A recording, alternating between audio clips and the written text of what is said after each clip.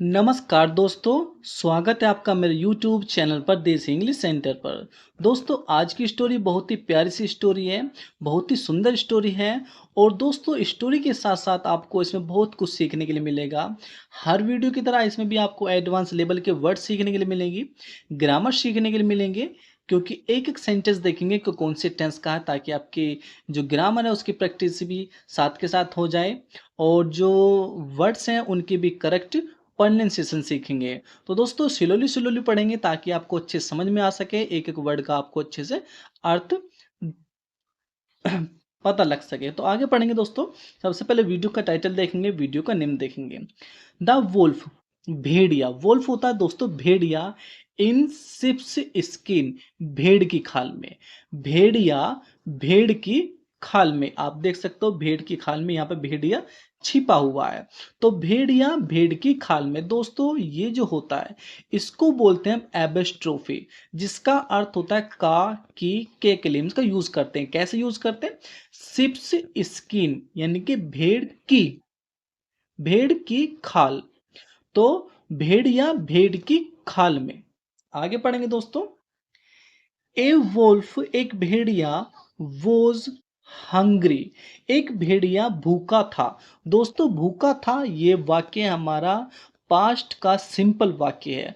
Past का simple वाक्य क्या होता है? जिसमें हम वोज वर्ग के साथ कोई भी क्रिया नहीं होती है, कोई भी काम नहीं दिया हुआ था होता है। तो सिर्फ वॉज वर्ब होता है, कोई क्रिया नहीं, कोई काम नहीं होता उसमें। तो ए वोल्फ, एक भेड़िया। वोज था, हंग्री भूखा। एक भेड़िया भूखा था। And oh had not eaten, और न उसने खाया था, और न उसने खाया था इन मैनी डेज, कई दिनों से। भाई एक भेड़िया भूखा था, उसने कई दिनों से नहीं खाया था। He could note run in the forest, वह जंगल में दौड़ नहीं सकता था। भाई क्यों नहीं दौड़ सकता था? क्योंकि आपको पता है कि वह भूखा था, और भी जब आदमी भूखा होता है तो उसका किसी भी काम करने को मन नहीं करता है, कमजोर हो जाता है। तो उसकी एनर्जी होती है ना, वो सारी खत्म हो जाती है। तो ही कुड नॉट रन, वह दौड़ नहीं सकता था इन द फॉरेस्ट, जंगल में। दोस्तों कुड का प्रयोग आपको पता है, सका सकी के लिए हम इसका यूज करते हैं। एंड और हंट डाउन प्रे, और ना वो शिकार गिरा सकता था। हंट डाउन प्रे का अर्थ दोस्तों मारकर शिकार गिरा देना। तो प्रे होता है शिकार, और हंट होता है शिकार करना। यानी कि वो इतना कमजोर हो गया था, वो इतना भूखा था, वो ना तो जंगल में दौड़ सकता था और ना वो शिकार मारकर गिरा सकता था। आगे पढ़ेंगे। एज, जैसे। ही वो सर्चिंग, जैसे वो तलाश कर रहा था फॉर फूड, खाने की। जैसे वह खाने की तलाश कर रहा था। दोस्तों कर रहा था, ये वाक्य हमारा पास्ट कॉन्टिन्यूअस का अफर्मेटिव वाक्य है, जिसकी पहचान होती है रहा था, रही थी, रहे थे। और दोस्तों उसमें हम वोज वर्ब के साथ वर्ब की फर्स्ट फॉर्म में आईएनजी का प्रयोग करते हैं। बस जैसे ही वह खाने की तलाश कर रहा था, ही रिच्ड, वह पहुंचा। एक फार्म यानी कि एक खेत पर।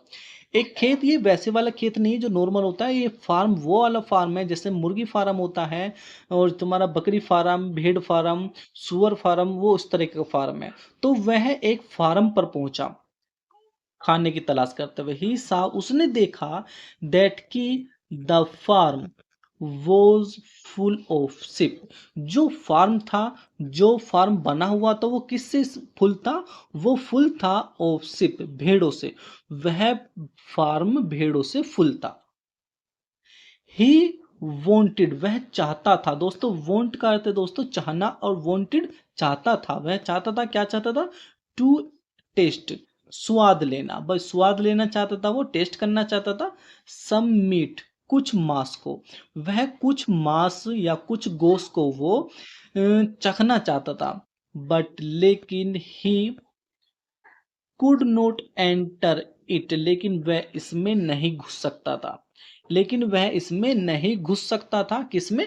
जो फार्म बना हुआ था। क्यों नहीं घुस सकता था? आगे पढ़ेंगे। एज, जैसे। It was protected, it was protected, इसकी सुरक्षा की जाती थी। बाय द डॉग्स, कुत्तों के द्वारा। एंड शेफर्ड्स, और चरवाहों के द्वारा।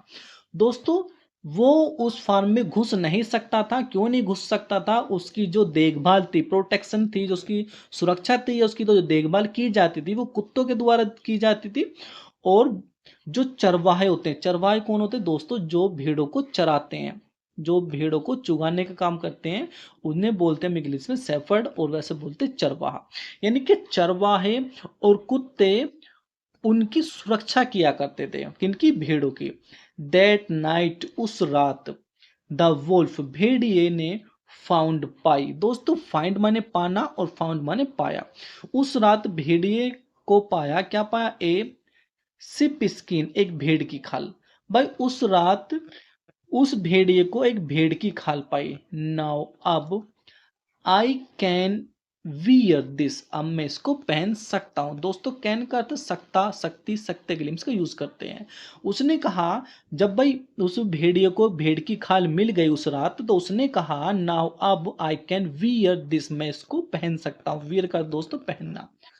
एंड और no one would be able to recognize me, और कोई भी मुझे पहचानने में समर्थ नहीं होगा।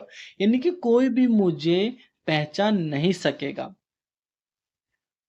भाई ठीक बात है। जब वो भेड़ की खाल में घुस जाएगा, छिप जाएगा, तो कोई भी उसे नहीं पहचान सकेगा। थॉट द वोल्फ, भेड़िए का विचार।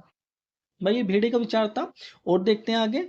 ही वोर इट, उसने इसे पहना। दोस्तों वियर है, ये वियर की सेकंड फॉर्म है, पहना। तो ही वोर इट, उसने यह पहना। क्या पहना? वो खाल को पहना। एंड और एंटर्ड, वो घुस गया। द फार्म, और वो फार्म में घुस गया। दैट इवनिंग, उस शाम, द ओनर, यानी कि जो मालिक था, भाई उस फार्म का जो मालिक था उसे बोलते हैं ओनर इंग्लिश में। यानी कि उस शाम द ओनर ऑर्डर्ड, मालिक ने आदेश दिया। क्या आदेश दिया? द फेटेस्ट शिप, सबसे मोटे भेड़ को, टू बी कुकड़, बनाने के लिए, फॉर डिनर, खाने के लिए। भाई जो अब जो फार्म का जो मालिक था उसने आदेश दिया कि जो फार्म का सबसे मोटा भेड़ है उससे आज रात के खाने के लिए कहा।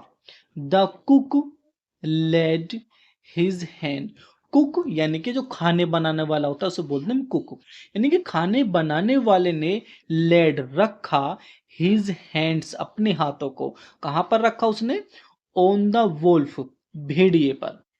भाई जो खाना बनाने वाला कुक था उसने अपने हाथों को भेड़िए पर रखा। ड्रेस्ड इन सिप स्किन, जिसने भेड़ की खाल में भेष बदला हुआ था। ड्रेस्ड का अर्थ दोस्तों भेष बदलना।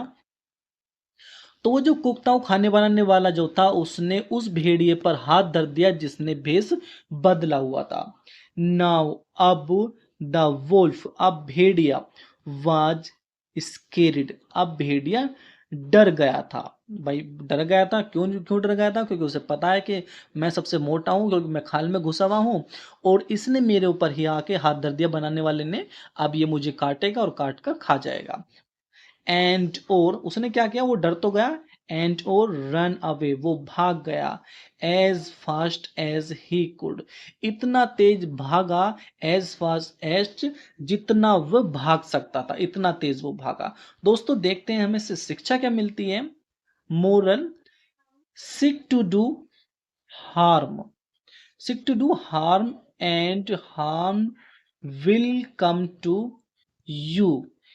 इसका अर्थ यह हुआ, सिक, ढूंढो, टू डू हार्म, यदि कुछ नुकसान करने के लिए ढूंढो, द हार्म, नुकसान, विल कम टू यू, तुम्हारे पास आएगा। यदि तुम कुछ नुकसान करने के लिए ढूंढोगे, कुछ किसी का नुकसान करने के लिए ढूंढोगे, तो जो नुकसान है वो तुम्हारे पास आ जाएगा। यानी कि अर्थ ये हुआ दोस्तों, यदि आप किसी का नुकसान करोगे तो खुद ऑटोमेटिक नुकसान तुम्हारा भी होगा। तो यानी कि जब हम कुआं दूसरे के लिए खोदते हैं, डालने के लिए दूसरों को, तो उस कुएं में कभी कभी हम खुद भी गिर जाते हैं।